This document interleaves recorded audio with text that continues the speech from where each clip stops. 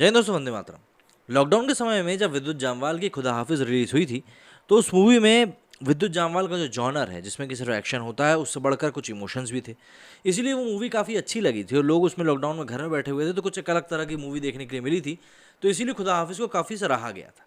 ऐसे में उस मूवी की सफलता को देखते हुए मेकर्स ने खुदा हाफिज 2 को रिलीज़ किया है। खुदा हाफिज 2 से भी लोगों को काफ़ी उम्मीदें थी। ऑब्वियस सी बात है, फर्स्ट पार्ट इतना अच्छा था तो सीक्वल से उम्मीद अपने आप बढ़ी जाती हैं।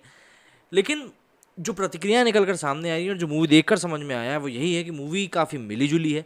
मतलब फर्स्ट पार्ट के मुकाबले इमोशंस की थोड़ी बहुत कमी देखने को मिली और जो विद्युत जामवाल का जो एक वही स्टाइल है, आइकॉनिक स्टाइल है, लड़ाई झगड़े वाला, वो पूरा का पूरा इस मूवी के ऊपर हावी होता हुआ दिखाई दिया है।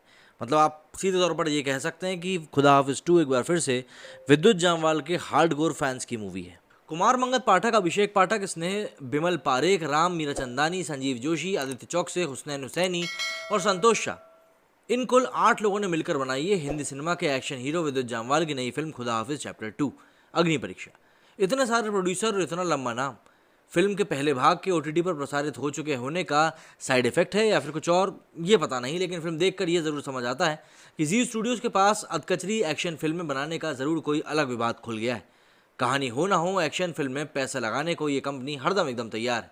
पहले धाकड़, फिर राष्ट्र कवच ओम और अब खुदा हाफिज 2। 41 साल के हो चुके विद्युत जामवाल की एक्शन यूएसपी पहल साल 2011 में रिलीज हुई फिल्म फोर्स में दुनिया को देखी थी।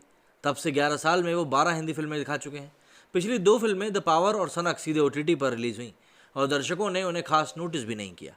और शायद इसलिए फिल्म खुदा हाफिज चैप्टर 2 अग्नि परीक्षा को इसलिए सिनेमाघरों तक पहुंचाना ज़रूरी था।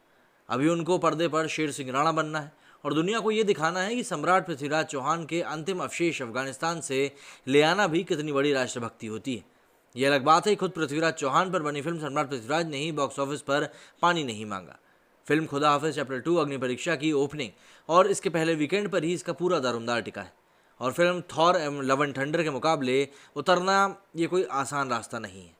विद्युत जामवाल मार्शल आर्ट्स में निपुण कलाकार हैं, कुछ कुछ ब्रूसली जैसे। नई पीढ़ी उन्हें टोनी जा से जोड़कर देखती है।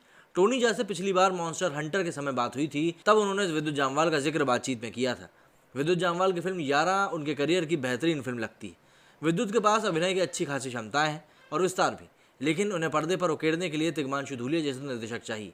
निर्देशक फारूक कबीर ने अपनी पिछली फिल्म खुदा हाफिज और अब फिल्म खुदा हाफिज चैप्टर 2 में भी पूरा फोकस विद्युत को एक्शन हीरो बनाने पर ही रखा है। विद्युत ने भी इसी नाम से अपनी फिल्म कंपनी भी खोल रखी है। विश्व सिनेमा में थ्रिलर और एक्शन फिल्में सबसे ज़्यादा देखी जाती हैं। फारूक कबीर और उनके आधा दर्जन से ज़्यादा निर्माता भी इसी लिहाज से इस प्रोजेक्ट को बेचने का इरादा रखकर बाजार में उतरे हैं। फारूक कबीर का निर्देशन इस फिल्म में औसत है। वो सेफ खेलने वाले निर्देशक हैं और कुछ ज़्यादा प्रयोग उनकी कहानी में किए नहीं जाते। ऐसी फिल्म में जोर इस बात पर रहता है कि कैसे दर्जन भर एक्शन सीन 2.25 घंटे की फिल्म में डाले जाएं।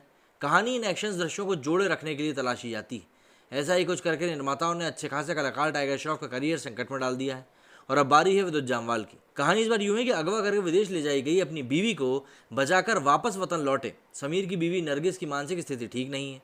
इलाज भी चल रहा है। एक बच्ची परिवार में आती, समझा जाता है कि इससे नरगिस के हालात सुधर जाएंगे, लेकिन इस बार ये बच्ची अगवा हो जाती है। इसके बाद क्या होना है आप अच्छी तरह समझते हैं। हिंदी सिनेमा तकनीकी रूप से चाहे कि जितनी तरक्की कर ली हो, लेकिन कहानियों में निवेश करने का सिस्टम अब यहाँ पर ठीक से बना नहीं, और यही इस फिल्म की भी सबसे बड़ी कमजोरी है।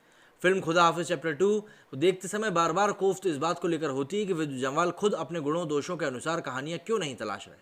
उन्होंने अपनी कंपनी खोली है तो हो सकता है कि आगे वो ऐसा करें भी, लेकिन बतौर हीरो पर्दे पर दिखते रहने के लिए उनके पास ज़्यादा समय है नहीं। उन्हें इस बारे में जेसन स्टेथम की फिल्में भी देखनी चाहिए और ड्वेन जॉनसन का भी सिनेमा। विद्युत के लिए इन दोनों की सोच की कहानियाँ बिल्कुल मुफीद रहती हैं। फिल्म खुदा हाफिज चैप्टर 2 अग्नि परीक्षा में जेल वाले एक्शन सीन और क्लाइमैक्स की चेस सीक्वेंस को छोड़ दें तो अधिकतर सीन में विद्युत खुद को दोहराते ही दिखे। अपनी बॉक्स ऑफिस वैल्यू सुधारने के लिए उन्हें कुछ तो नया काम कम से कम अपने प्रशंसकों के लिए पेश करना पड़ेगा। अभिनय के लिहाज से विद्युत की तरह शिवालिका का काम है। राजेश तेलंग इतना ज़्यादा खुद को दोहराने लगे हैं कि वो मतलब बुरे से लगने लगे हैं।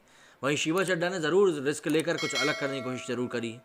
अब बात करें कि आपको ये मूवी देखनी चाहिए या नहीं, तो तकनीकी तौर से निर्देशक फारूक कबीर की बंधी बंधाई लीक पर चलती फिल्म खुदा हाफिज चैप्टर 2 सिवाय इसकी सिनेमाटोग्राफी के और किसी विभाग में आपको इंप्रेस नहीं करेगी। जीतन हरमीत सिंह का कैमरा एक्शन दृश्यों में खास तौर से प्रभावित करता है। एडिटर संदीप फ्रांसीसी को फिल्म को कम से कम 20 मिनट कम रखना चाहिए था, तब ओटीटी के लिए ये फिल्म बिल्कुल ठीक होती। मिथुन, विशाल मिश्रा और शब्बीर अहमद सब मिलकर भी एक ढंग का गाना फिल्म में रचने में नाकाम रहे। अमर मोहिल का बैकग्राउंड म्यूजिक फिर भी बेहतर है। इस वीकेंड पर एक्शन और अंग्रेजी फिल्मों के शौकीन वैसे भी थॉर देखने वाले हैं, और जिनकी दिलचस्पी अच्छी कहानियों में है वो रॉकेटरी द डम्बी इफेक्ट देख सकते हैं। फिल्म खुदा हाफिज चैप्टर 2 अग्नि परीक्षा ऐसी फिल्म है जिसे OTT पर देखना ही बेहतर समझा जाएगा। जाहिर सी बात है, इस मूवी को जिस तरीके से प्रमोट भी किया गया है उसमें भी कोई खास ऐसी दम लगाई नहीं गई है।